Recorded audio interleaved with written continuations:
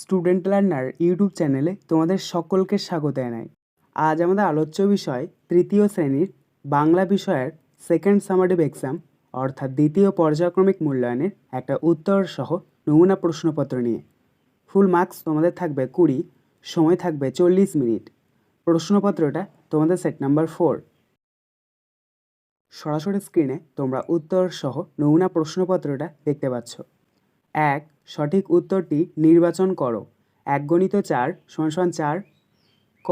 সাথী গল্পটি লিখেছেন অবনীন্দ্রনাথ ঠাকুর না সুকুমার রায়? সঠিক উত্তর হবে অবনীন্দ্রনাথ ঠাকুর। খ.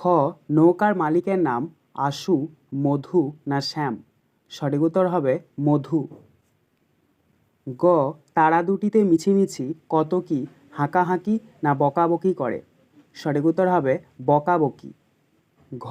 কত পাখি বাসা বাঁধে, বাঁধো না বাঁধি?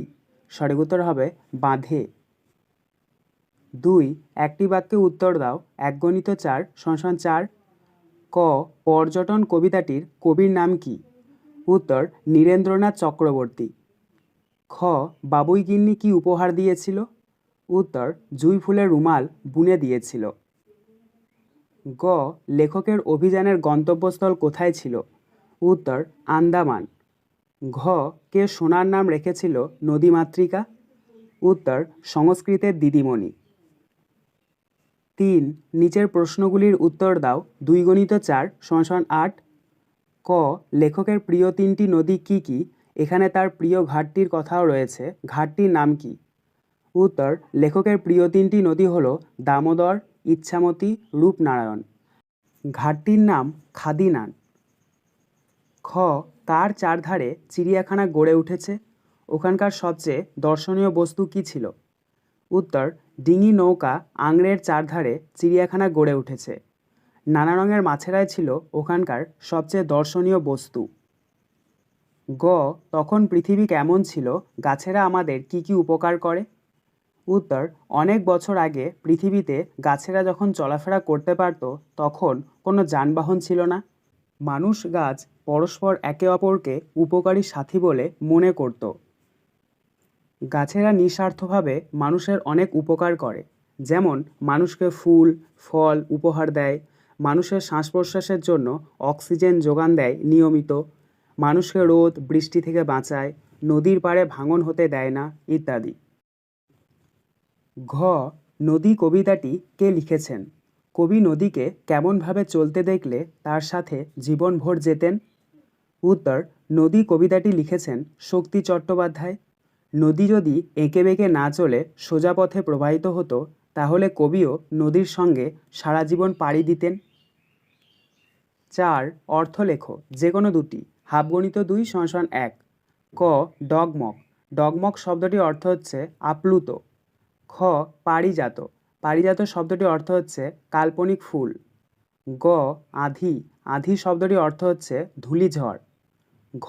ঝাপসা। ঝাপসা শব্দটির অর্থ হচ্ছে অস্পষ্ট। 5. এলোমেলো বর্ণগুলি সাজিয়ে শব্দ তৈরি করো। 1/2 × 2 = 1।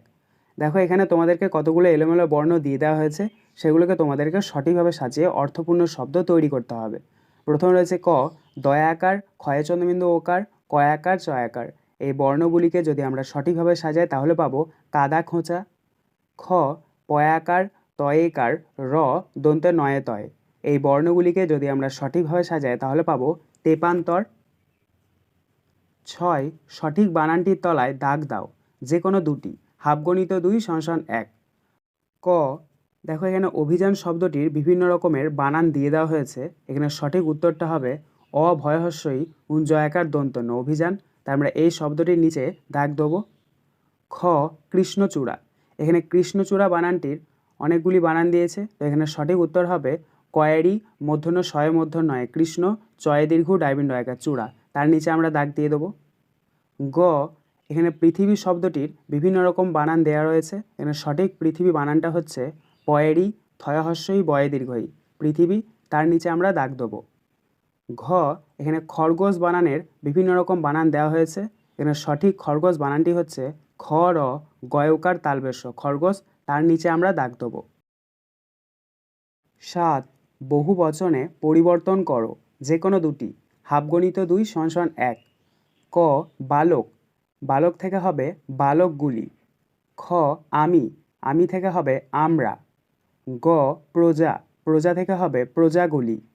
ঘ ফুল, ফুল থেকে হবে ফুলগুলি। আজকের আলোচনা পর্বটি এখানেই শেষ হলো। আশা করি ভিডিওটি তোমাদের ভালো লেগেছে। যদি ভালো লাগে একটা করে লাইক করে দিও। সবশেষে তোমাদের কাছে একটাই অনুরোধ, যারা এখনও পর্যন্ত আমাদের চ্যানেলটিকে সাবস্ক্রাইব করে উঠতে পারোনি তারা চ্যানেলটিকে সাবস্ক্রাইব করে পাশে থাকা নোটিফিকেশন বেলকে অল প্রেস করে নিও এই ধরনের নতুন নতুন ভিডিও পাওয়ার জন্য। ধন্যবাদ।